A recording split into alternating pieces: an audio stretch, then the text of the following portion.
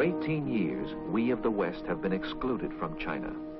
We can pace along this barbed wire border at Hong Kong and try to squint inside or strain out sounds, but all we hear is echo of disaster, past and present.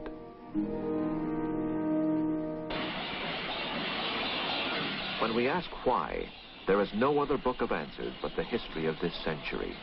For both of us, Chinese and Westerners, have shared the blunders that transformed our greatest friend in Asia into our greatest enemy. Theodore H. White recalled, "Those of us who lived in China in the crisis decade remember it all so differently. So close they were in friendship to us, fingertip close. And now their fists are balled in anger. They were looking for some entry into the modern world, and nothing in their ancient culture could give them any guide to the turbulence they found, nor could we help them. It was a quest, a 50-year search for some new kind of government, some new form of order. And in the end, they moved from tyranny to tyranny, from the tyranny of Confucius and the Manchu emperors to the tyranny of communism and Mao. And in between, we have only fitful glimpses of what happened, snatches of photography so tantalizingly incomplete to explain what happened. It all began in mystery and goes on today in mystery." For 2,000 years, we tried to read this Chinese mystery, but read it for a book of myths, entrancing age-old myths, brought back by travelers from beyond the mountain walls of Asia, where they had found a land of changeless wonders.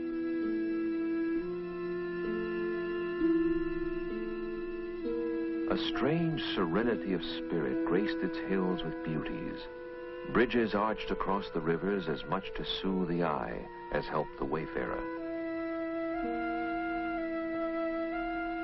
The silent shriek of violence in art might catch attention, but that was echo of an anger we did not fathom.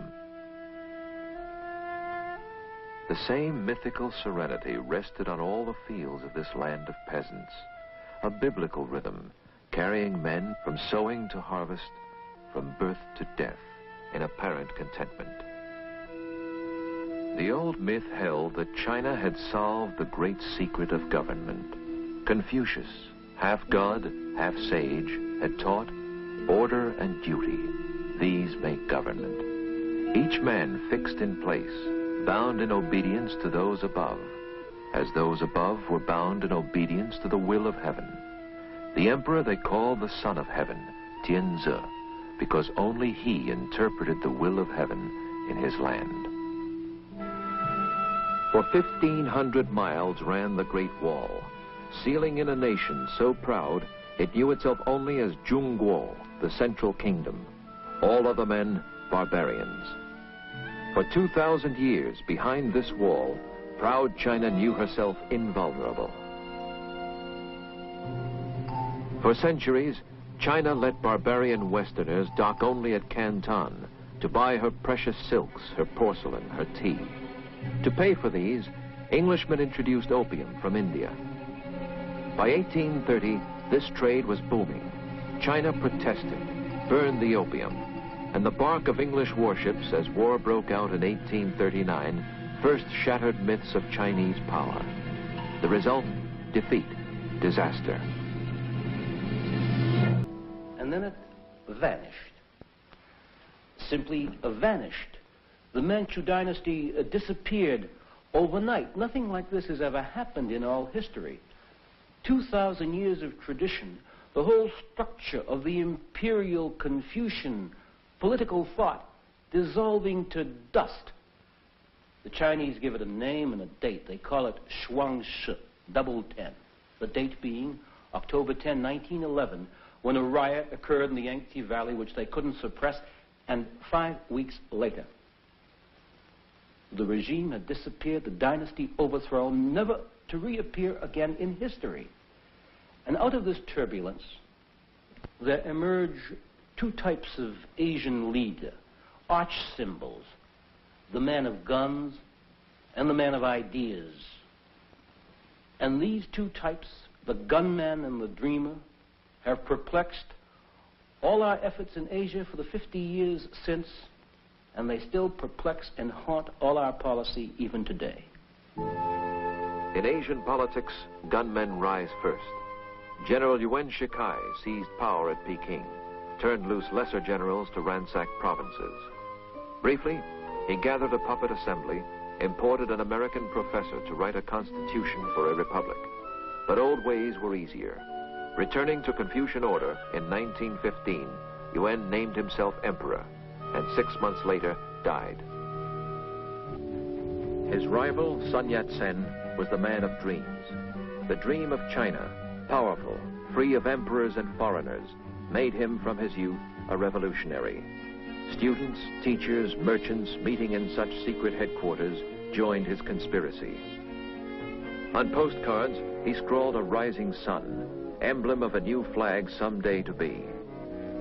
For 20 years, he planned destruction of the Manchu tyrants, to see his dreams betrayed by Yuan Shikai. But his ideas were catching fire. In 1919, students throbbing to his fiery message, sick of chaos, furious at foreign pillage, angered by Japan's demands for more of China, filled the streets with protest riots. But students had no guns, ideas, no armies. Armies belonged to warlord generals, the heirs of Yuan Shikai.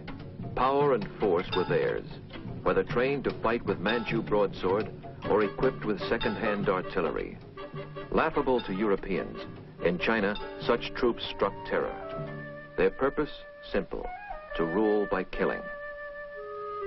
For 15 years, a dozen regional overlords subdivided, morselled out provinces to lesser feudal warlords by the score. Warlord armies came in all shapes and weaponries, as colorful as such grotesque commanders as giant Zhang Song Jiang of legendary sexual appetite, Yan Xishan, the treacherous drug addict, Wu Pei Fu, lover of flowers and gardens. They never thought if it rained, they thought it was foolish to go out in the rain and fight. So if it was a rainy day, you were quite safe and comfortable. And then, of course, they all usually began at a certain time. They seldom began before 10 o'clock after everybody got his good breakfast and all that. They always took off for lunch. And then by sunset, doesn't matter how hot the battle had been, when the sun set, everything stopped and quieted down for the night. So you could get a good night's sleep and be ready to fight the next day. China watched such troops in shame, craving order, knowing sorrow. Overlord in Manchuria was Jiang Zuolin. Beginning life a common bandit, this scheming marshal had learned to mock old Chinese law, flout all patriotic need. Bribed by Japanese industrialists, protected by their garrisons, his soldiers let the Japanese aliens exploit this northern treasure land at will. Even the best of warlords, Feng Yuxiang, the Christian general who baptized soldiers with a fire hose, insisting cleanliness is next to godliness, groped in vain to find a spark to unify his nation. In every valley, town, and village, men trembled at the sight of warlord soldiers. Death came by twitch of trigger, in gusts of senseless cruelty. And life became so cheap that death itself became a spectacle.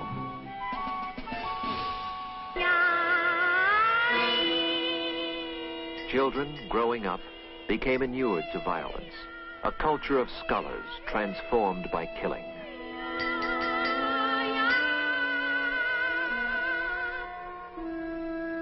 In flight from warlords, drought, and taxes, from loot and rapine, refugees knew that only in the colonies and concessions of hated foreigners could they seek safety.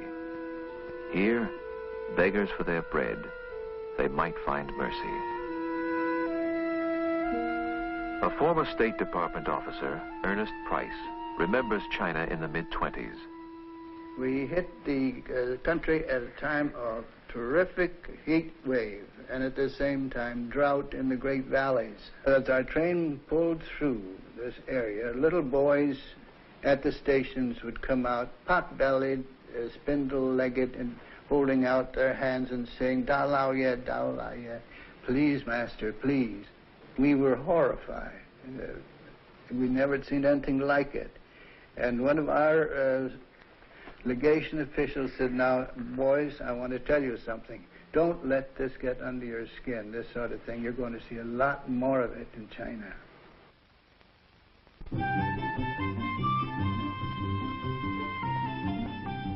In the western enclaves of the coast, life for foreigners went on unchanged. Here, the skyline walled from passing tourists the site of Chinese anguish, while permanent expatriates returned each afternoon to homes of splendor, where countless servants made for master and his missy lady a sunlit way of life old China hands still mourn.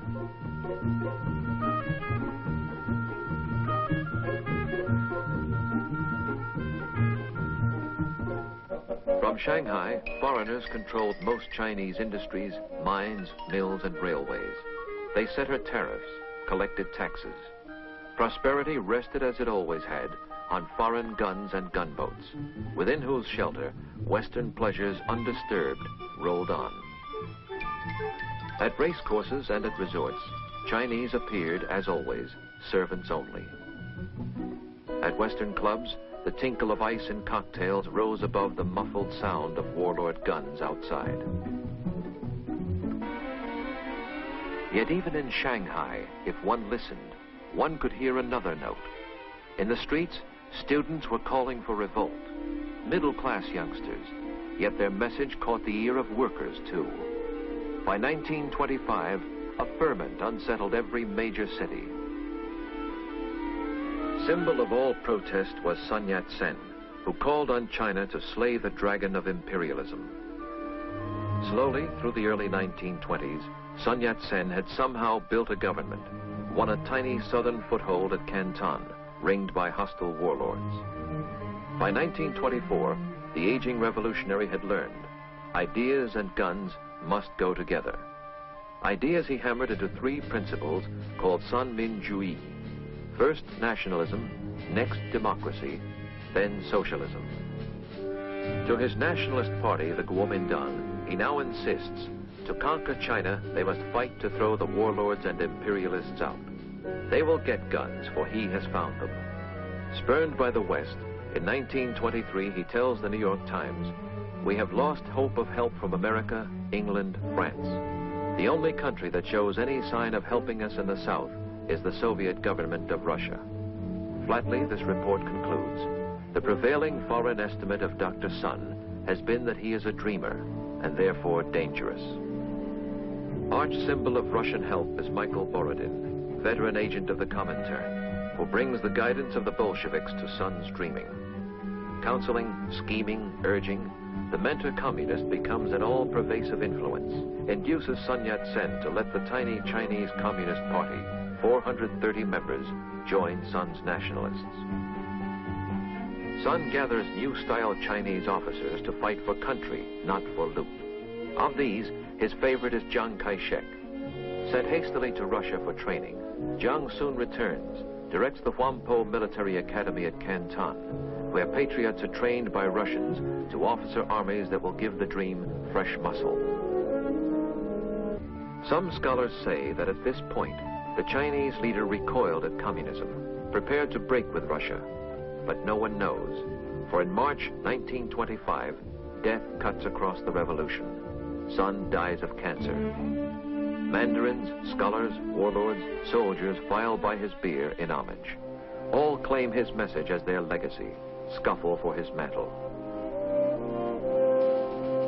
A year's turmoil thrusts up the air. Sun Yat-sen's soldier favorite, Chiang Kai-shek. At 38, he seizes leadership at Canton headquarters of the Kuomintang. This man is known to Westerners only as a fiery nationalist and revolutionary. As he mobilizes under Sun's new flag, all China waits for him to strike against the warlords.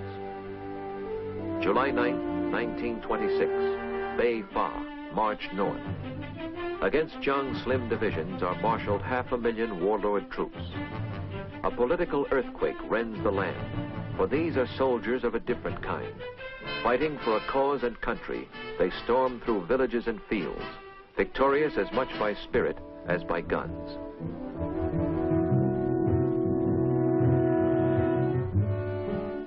Accompanied by Borodin, a Russian staff, their wives, Jiang's headquarters pushes north by train. A forward fan of young revolutionaries, nationalist and communist alike, precedes the troops, calling to arms peasants and workers who surge to join the banners of the new day dawning. Among them, then unnoticed, is a communist intellectual, Mao Zedong, then 33, directing scores of peasant agitators to summon fury for the revolution. By fall, they take Hankow. The nationalist revolution moves its capital there, and then exultantly raids the British concession, burns down foreign buildings, tears down foreign flags. The tide rolls on, from Hankow down the river. In April, Chiang Kai-shek has reached Nanking, and then a pause. Jiang waits. Upriver in Hankow, left-wing leaders of the Kuomintang no longer trust their army's leader at the front. Borodin is urging, get rid of Chiang Kai-shek. In 4 short years, the communists have grown to 60,000 members. They urge the left-wing nationalists. No revolution is complete until peasants own their land, workers their factories. Jiang disagreed. Scholars of Chinese history still debate with enormous fury exactly what happened next and why. But I think it's the classic revolutionary question. Who gets power? To whom the fruits of victory? No one knows what went on in Chiang Kai-shek's mind, but I think one thing must have been clear to him. Either they were going to get him or he was going to get them. And he wasn't about to be dismissed the way Sun Yat-sen had been dismissed from power by warlords so often. It was a question of who would strike first, and he struck first. April 12, 1927 in Shanghai was the night of terror, as Jiang's troops rounded up and butchered hundreds of communists, students, union leaders, anybody they suspected. And when the day rose, he was in complete control of all the lower Yangtze Valley. And after that, for months and months through 1927, it becomes a great big bloody boiling stew as left-wing and right-wing fight and warlords get into the act and communists try to stage uprisings, and it all ends. It ends in tragedy. Because for so long, this country, torn apart, had waited for a government to give it unity and dignity. It expected so much of this revolution. And now they found that revolutionaries can be butchers too. And this long, tormented quest for a new order was to end in this squalor. And it ended finally in December 1927 in Canton, when, on orders from the Comintern, the communists attempted to stage a massive uprising and seize that industrial city, and the Kuomintang struck back with counter-terror. Professor Earl Swisher witnessed the event. The nationalist forces came in on Tuesday afternoon. There was fighting and burning of parts of the city during the night, and then the mop-up came on Wednesday morning, after the coup had lasted only about 48 hours. Identification of communists was a very simple matter.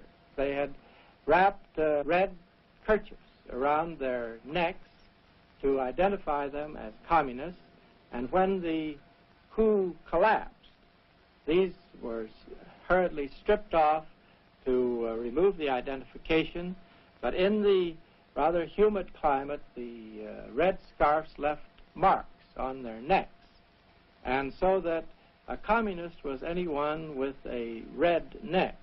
The destruction of communists was a very simple process of rounding up everyone with a red stain on his neck and executing it. Some thought communism in China forever quenched, but Mao Zedong did not. He had escaped and watched in hiding. He would return to fight another day. In the cities of the Yangtze, children and teachers, businessmen and soldiers pulsed to Jiang's call. To north, south, and east, warlords still ring him round, but the winds of fortune favor his expansion. May I introduce to the audience the President of the National Government of the Republic of China. Long live the Three People's Principle. Long live the revolutionary spirit of the nationalist China. A fresh new face enters his life, the beautiful Mei Ling Sung, sister of Madame Sun Yat-sen, American-trained, Wellesley educated. Jiang takes her hand in marriage. She is to be a major shaping influence in all his future thinking. By 1929, Jiang has built a majestic mausoleum for Sun Yat-sen at his new capital, Nanking. There, the body of the hero is brought. Pearl Buck remembers that day. Chiang Kai-shek came in and roused great hopes in everyone. I remember the first time I ever saw him was at the funeral of Sun Yat-sen 4 years after Sun Yat-sen died. His embalmed body was brought to Nanking to be buried in the great new tomb on the mountain there. It's the first time I saw him face to face, a very striking man with very striking, bold black eyes. And he had a presence, and I think that he might have been a great first emperor if there had been a throne to sit upon. That was the tragedy, that the very structure of government was destroyed by the revolution, so that there wasn't a government, and he had to begin that government from the bottom, and he didn't understand government. He was a soldier, and he didn't know how to make a government. And he had plenty of advisors, most of them young PhDs from the United States, very impractical and idealistic, and they didn't know how to make a government. And all the time he had the communists to fight, and he also had the Japanese threatening. And it was a very difficult situation. I'm never inclined to blame him. To Western eyes, this soldier's rule seems like the first firm government of China in many years. Jiang, too, is changing, for his wife, as much American in thought as Chinese, leads him to see the United States as friend, a source of loans and help. As new railways stretch their tracks across the country, the new Kuomintang order Jiang has brought begins to offer comfort and luxuries to the cities he controls.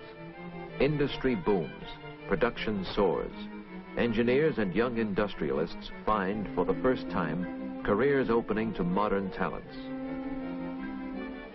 Universities flourish, parade their graduates full of hope.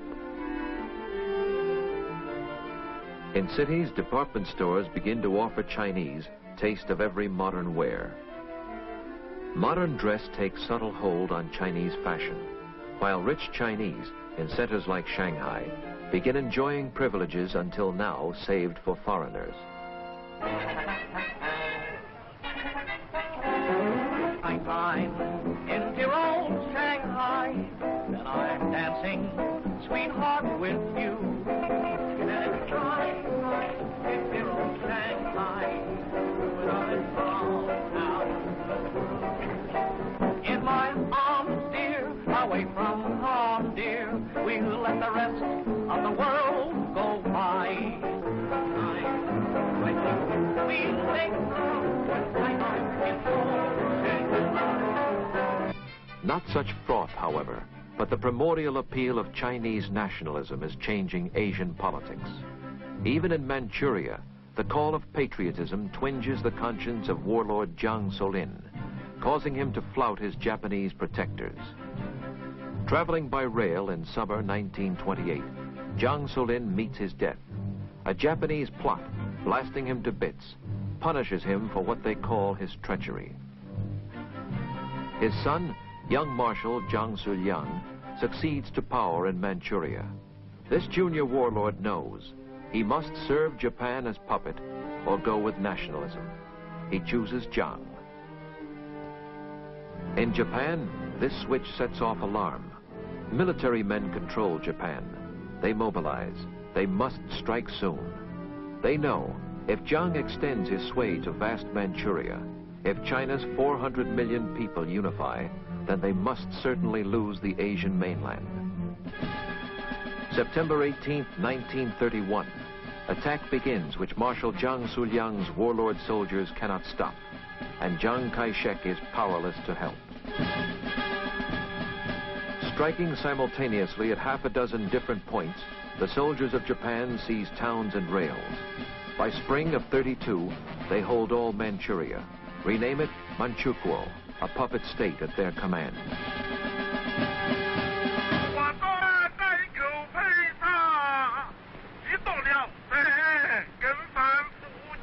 Rage sweeps China. Generals exhort their troops to stand by for the counterblow, demand a war of national resistance to Japan, right now. For Jiang, the problem pinches. His foot soldier armies may be stronger than old warlord armies, yet they lack tanks, have old artillery, are just beginning to understand the airplane. He knows they cannot match the modern weapons of Japan.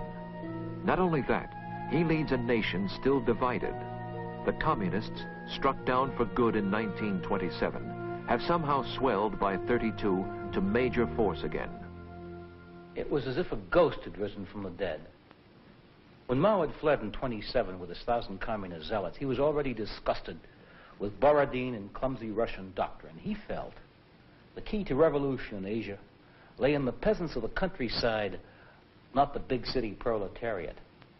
80% of all China's peasants lived in bleak and filthy villages, treated like brutes, imprisoned by officials, landlords, loan sharks, and Mao's idea was simple. Turn the hidden peasant anger against the local gentry, the local rich, as well as the unknown foreigner. Let terror claim revenge by stealth and night. Use pitchfork, guns, knives, grenades. Give guns to anger. And out of this idea, he created this black miracle of his, the doctrine of partisan warfare. Divide the land among the landless. Rip out roads, bridges, railways, so that formal armies will have to slog on foot, dissolve in garrisons, bog down. Transform the countryside into a total environment of hate. Let women, children, everyone, not be afraid to die. It was political warfare raised to the nth degree, and by 1932, he controlled a good chunk of the two provinces of Hunan and Jiangxi and claimed the loyalty of 9 million people. Jiang insists he cannot resist Japan unless he first has crushed this enemy within. From 1930 to 1935, he drives his troops to fight. His narrow military politics sees only one solution. Force must root out Mao's ideas with bayonets. With communism, no compromise. Year after year, this civil war goes on as expedition after expedition grinds into failure in peasant ambuscade, guerrilla war.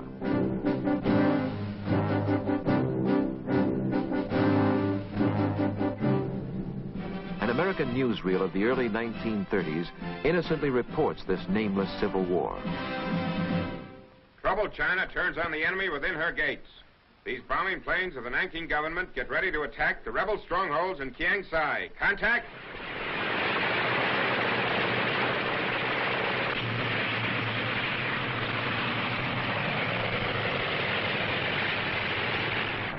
High over the mountains, Movie-Tone flies with the air forces of President Chiang Kai-shek. This is an actual bombing raid, and as we sight the first of the rebel villages, we commence the attack.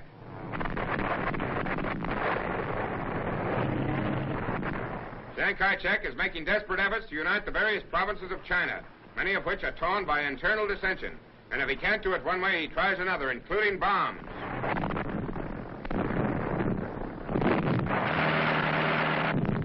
China, Far East, land of ancient culture, land of bloodshed, rebellion, and war. By 1934, Jiang has forged a blockhouse ring around Mao's communists, and squeezing ever tighter, feels certain they are trapped. One of the most amazing episodes in history. As Jiang squeezed, they oozed, dissolving into tiny bands, they oozed through his fingers. In October 34, 90,000 men and women set out. Not just an army, but a government, an idea, carrying all their records with them on these little yo-yo sticks on what they called the Long March. It's a 1,000-mile trek they made from Jiangxi in Hunan, south to Guizhou and up to the Guizhou Plateau, and up across the foothills of Tibet, and then down again out of the mountains, down into Shanxi, where in these dry and windswept hills they made their base. 90,000 had set out. They arrived a year later in October 1935, 20,000 left, and there they were to dig in. This is how Westerners saw them in these yellow barren hills, where, calling peasants to their cars, they finally fended off Jiang's pursuit. In 1936, however, Mao's line changes. He calls for unity against Japan. Rich and poor must stand together. An end to civil war. Nationalist, communist, warlord, all must stand as brothers against the alien threat. This new line appeals to millions, but not to Chiang Kai-shek. He, his inner councils, and his generals persist. Final mop-up of the communists must still go on, entrusted now to friendly warlords in the north.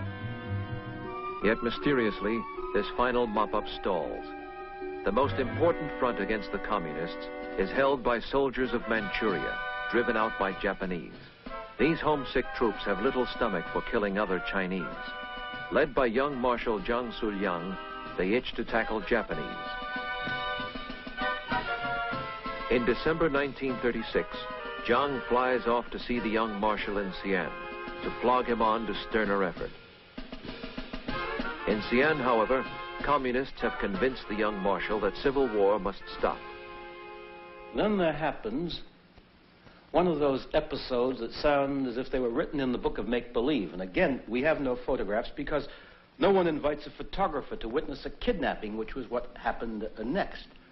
Zhang was there to urge them to fight the communists. And on the night of December 11th, he was sleeping in a villa outside of town when he was awakened by gunfire. And the young marshal and his troops were shooting their way into his villa and trying to kidnap him.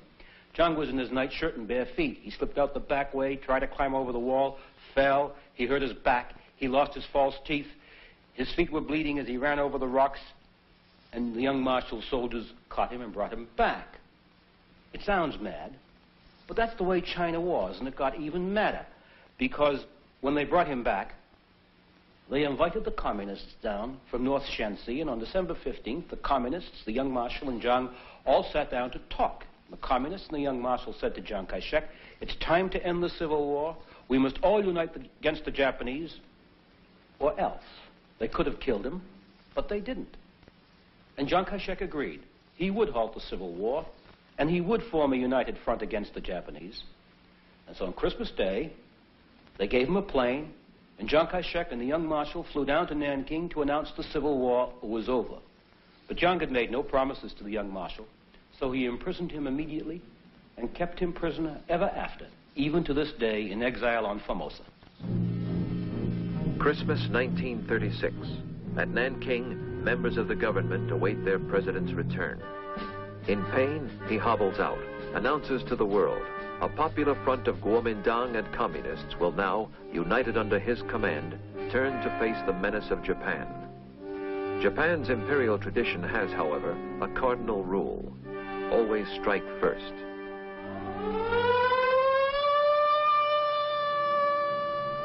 July 1937.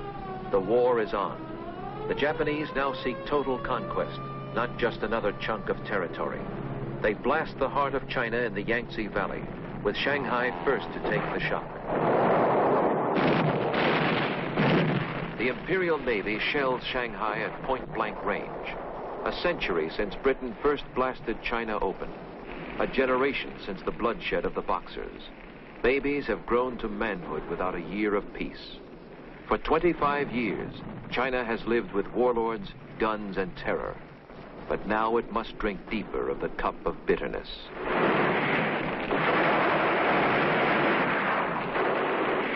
Nanking this morning had its 28th raid. I am speaking to you just as the echoes of exploding bombs have died down. Death comes from the clear blue sky, just as it has come to thousands of our innocent people throughout the length of our land.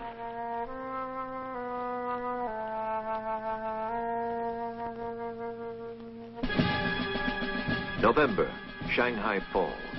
December, Nanking is sacked and raped. Through winter and spring 38, the Japanese push up the Yangtze, destroying the decade-long achievement of Chiang Kai-shek, ravaging the cities on which all future hope of nationalist China rests.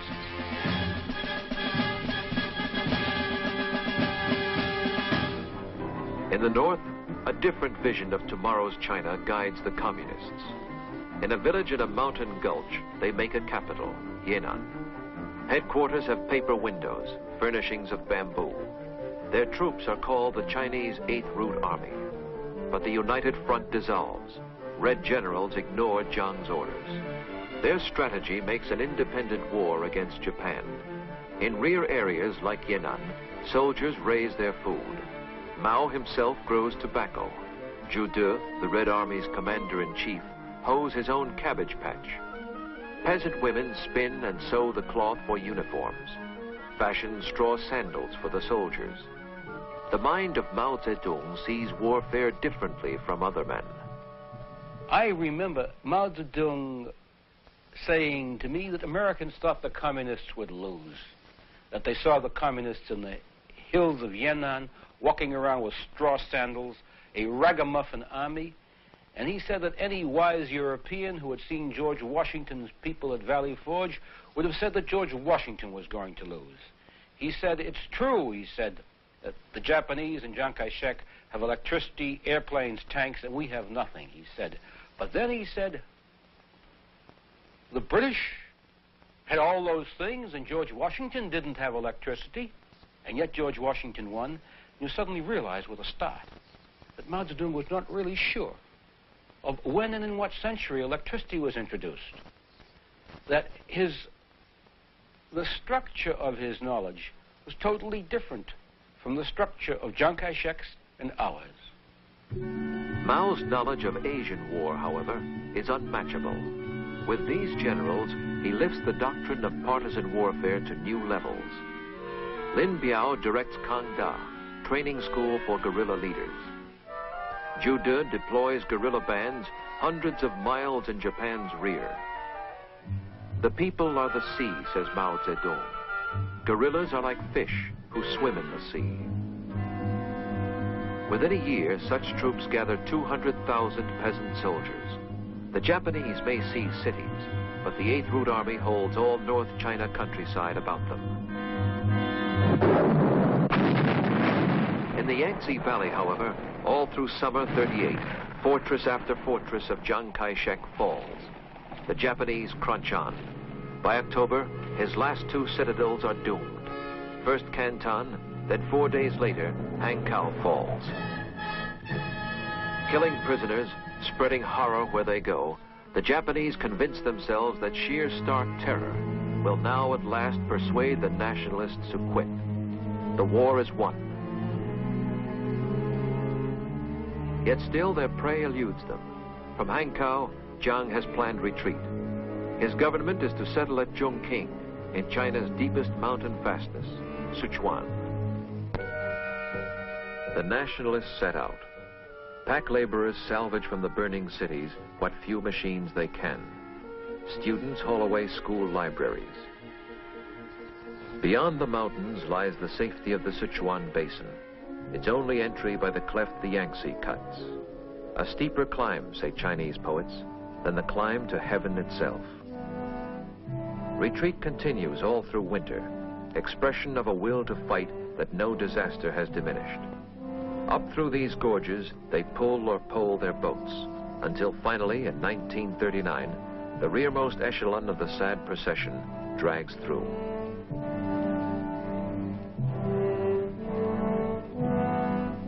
Behind, they scorch a trackless belt of no man's land to guard these last interior strongholds from the Japanese. Chongqing is now the wartime capital, a city of another age, almost unchanged in sight or smell or sound from Manchu China. And here, among these backward peasants, the government digs in. Spurning all Japanese peace proposals, the Chinese brace themselves for certain havoc. And in the spring of '39, it comes.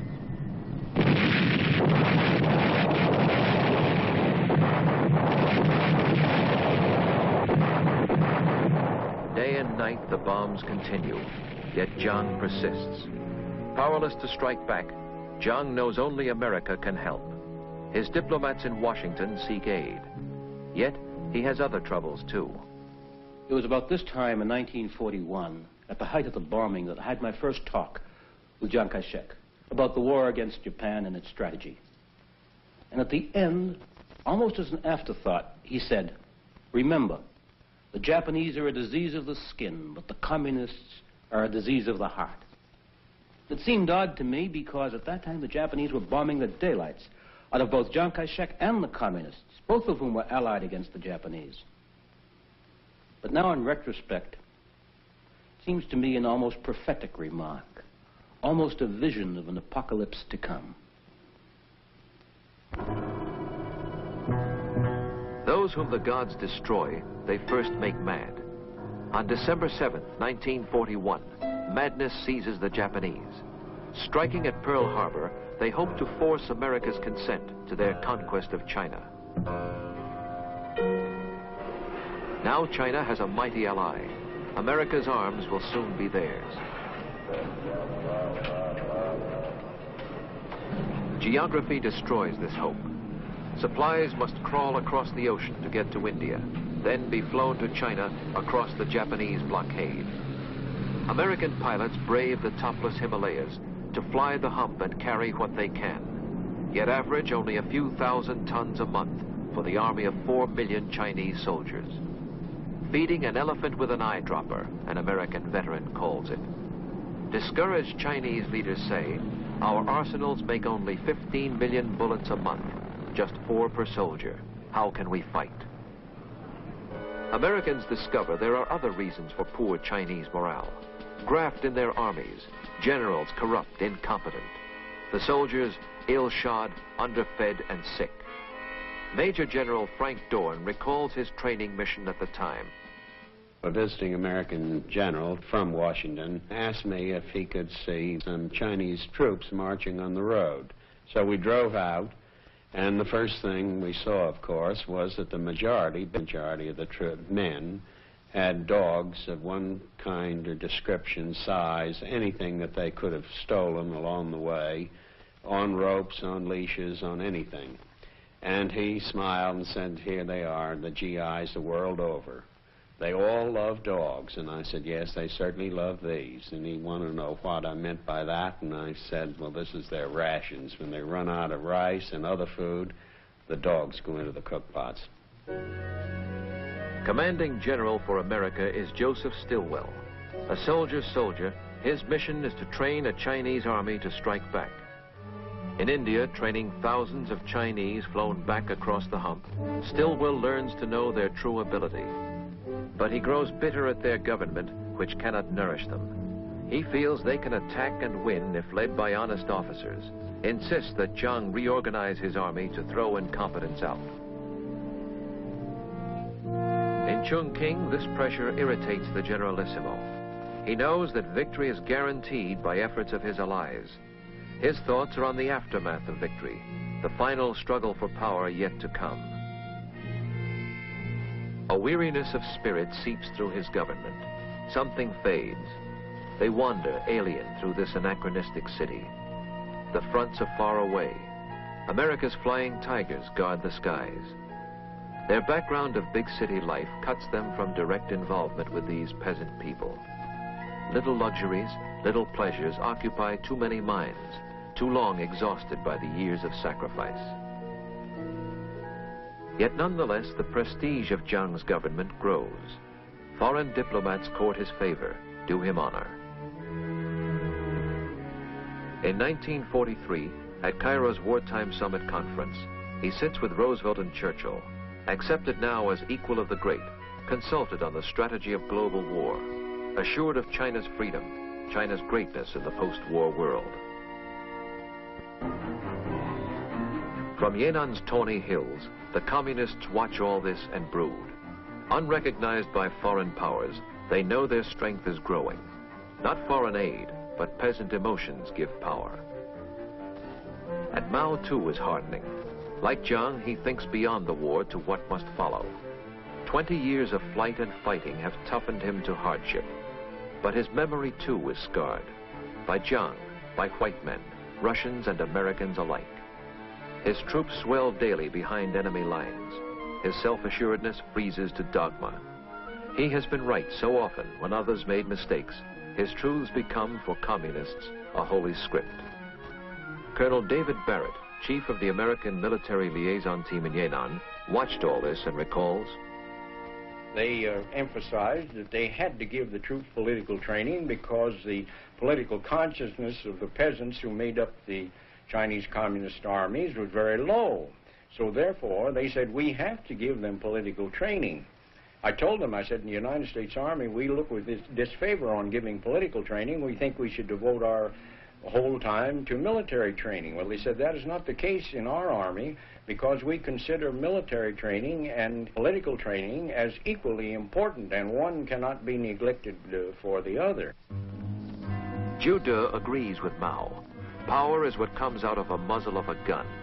But ideas, politics, must motivate the man behind the gun, a concept the nationalists only dimly grasp. Theodore White recalls how powerful communist motivation could be. I went with a group of Chinese nationalist guerrillas who were organizing resistance behind the Japanese lines. And there was a young nationalist lieutenant and 2 horsemen and myself, and we traveled behind the Japanese lines for, oh, I'd say 2 or 3 days. And then the Japanese flushed us. And we ran like mad.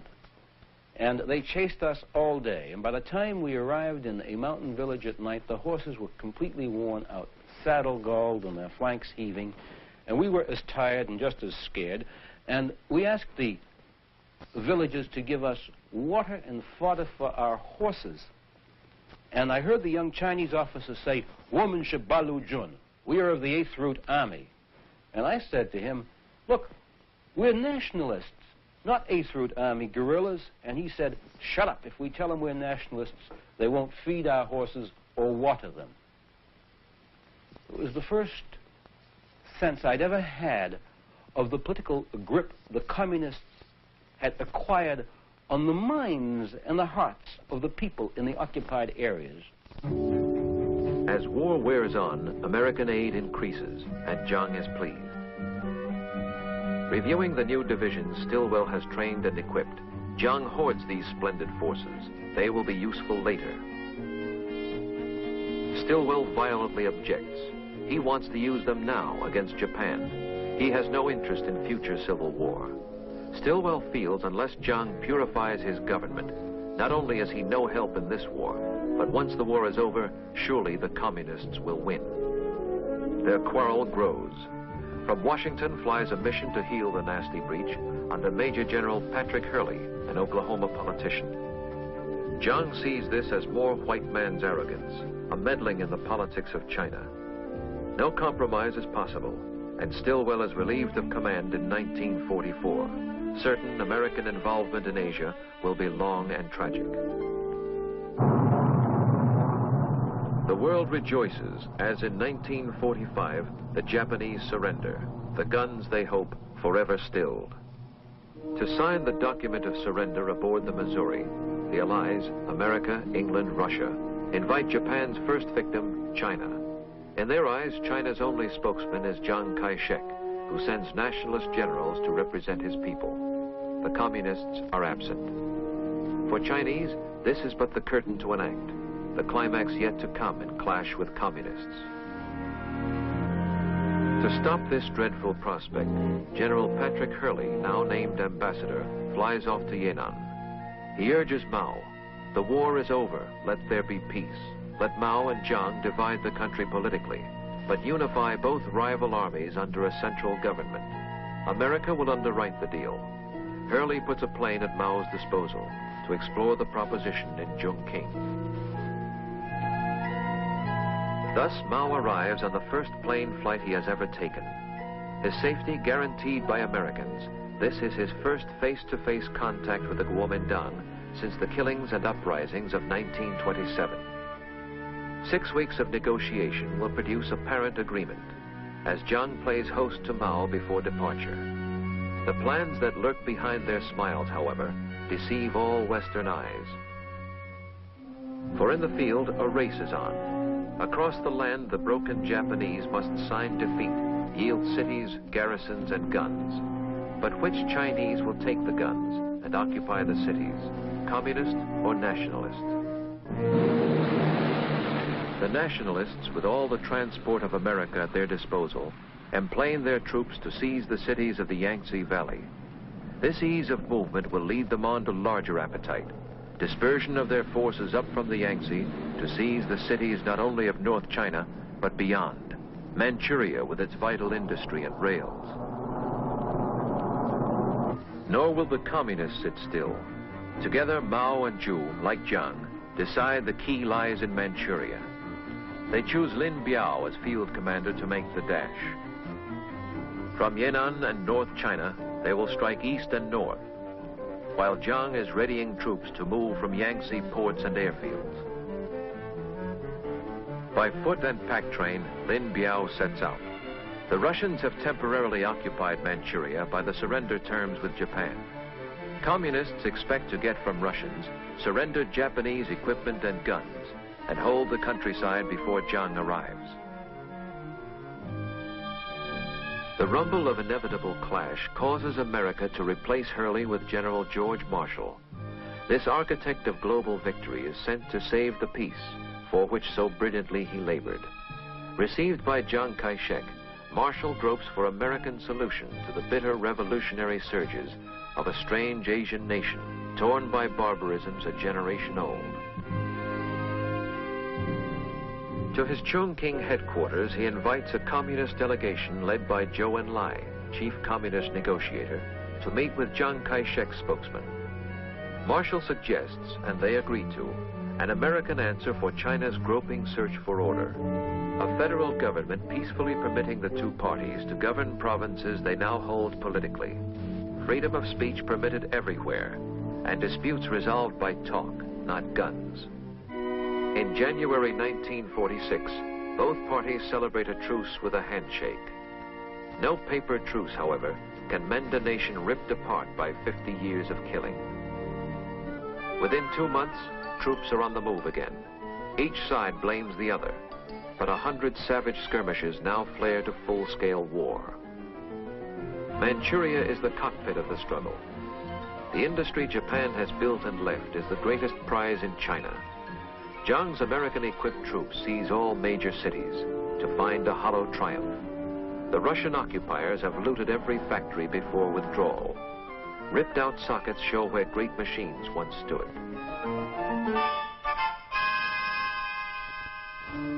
For Mao, the fighting in Manchuria is prelude to the climax of his theories. The day when guerrilla bands group into formal armies and shove frontal combat at a weary enemy. He fights for more than safety now. His ambition seeks to mold all China to his theories. I asked Mao Zedong what their policy was with regard to freedom of the press, and he said they believed in absolute freedom of press and absolute freedom of speech, and it wasn't going to be like Chongqing when they won. Everybody would have the right to say whatever he felt. There wouldn't be censorship the way Chiang Kai-shek had in Chongqing. So I said, you really mean that? And he said, of course we mean it. And I said, do you mean that if you come to power, anybody will be able to print anything he wants in a newspaper or publish any newspaper he wants? And Mao Zedong said, of course, he said, except for enemies of the people. Nor did he ever define, and I was too young to ask him to define what he meant by enemies of the people. Obviously, now it means anybody who disagrees with him. In summer 46, Jiang returns his government to Nanking, and once again, as 17 years before, reports the victory of his cause at Sun Yat-sen's mausoleum. The fighting in the north is only distant thunder in the Yangtze Valley. American advisors urge he seize this moment to win the hearts and firm the loyalties of his people by new reforms. Thus, in Nanking, Jiang convenes a Congress to write a modern constitution, in one last try to govern China by the order Sun Yat-sen has preached. But the thrust of all his background is still military. His troops must win by force of arms. With American arms, he feels the communists can be crushed, but his troops dig in to garrison rail junctions, cities they have occupied. American advisors insist such static defense is major error. They say he pins down his best divisions where communist guerrillas will isolate them. Queen city of Jiang's victorious China is Shanghai, restored at last to Chinese rule, all foreigners' concessions wiped out. While battle flares in the northern provinces, Shanghai seems to thrive.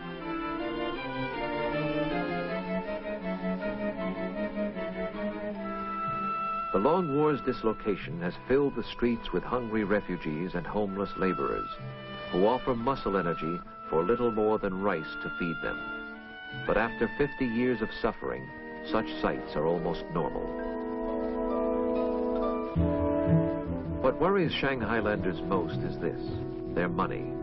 For slowly, then more swiftly, through 46 and 47, the cost of distant civil war destroys the value and the meaning of these bundled paper dollars. Inflation ruins the vital middle class of all the cities, the one great source of Jiang's political support. Novelist Stephen Becker remembers the panic years. The inflation was heartbreaking. When I got there in August of 1947, the exchange rate was 60,000 yuan to $1 American. And when I left in September of 1948, it was 20 million yuan to one. But people on relatively fixed incomes were just ruined. In the summer of 1948, my wife and I had a continental dinner at one of Shanghai's best hotels. And the check came to 250 million yuan. Who lost China to the Reds, ignorant men will someday ask. But now, in 1948, sorrow scrawls its signature clear. Too many years of death and flight, too many dreams betrayed. In 50 years of barbarism, a gangrene of the spirit has set in, erasing pride and will and hope. Peace, whisper the communists to weary minds. Peace. An end to roaming. Now submit. Peace, they say, accept our mastery. And peace. Land, they say, to landless peasants, refugees. Join us, they promise, and the land will be divided. All through China slip their cadres, calling meetings to share out the landlord's fields, which soon they plan to snatch away again. In summer 1948, Mao makes his master move. Assault by frontal armies in Manchuria. Guerrilla bands emerge from hiding, form up in full divisions, equipped with captured tanks, artillery, and guns. Jiang's garrisons are isolated by ruptured railways, hostile peasants. November 1948, Manchuria falls. Panic begins among the cut-off nationalist garrisons in North China. Surrendering by scores, then thousands, then full divisions, the equipment America has given them falls to the Reds. To America, her second homeland, flies Madame Chiang Kai-shek in November 48 to make a last appeal for further help. But Harry Truman has had enough. Reluctantly, he tells her American involvement must end. And now the nationalists, pursued by wrath, as they in years gone by did once pursue the communists, gather at Suzhou, last bastion guarding access to the mighty Yangtze's valley. For 2 full months, Jiang's troops fight on. In January, cut off, they must surrender. 500,000 soldiers lost. The communists pour south.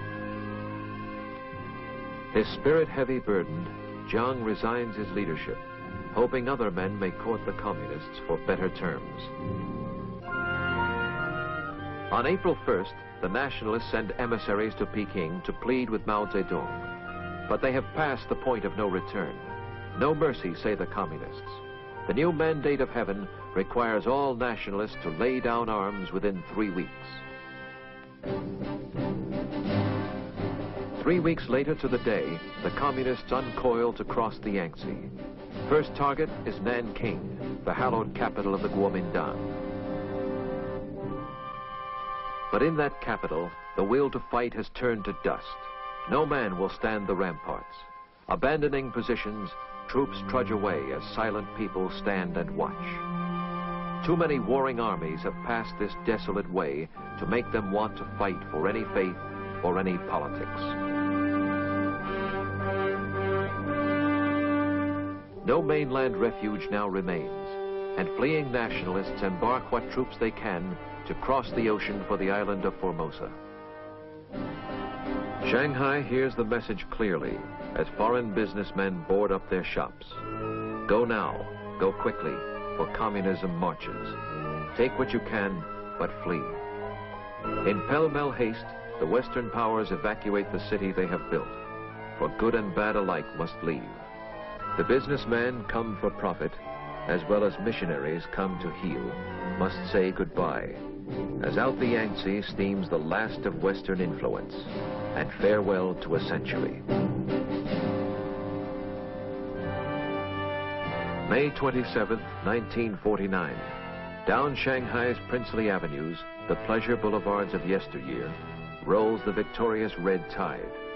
In 6 more months, all China will submit. Red Star triumphant, hoisted over the world's most ancient nation. Silently, the crowds observe their newest conquerors.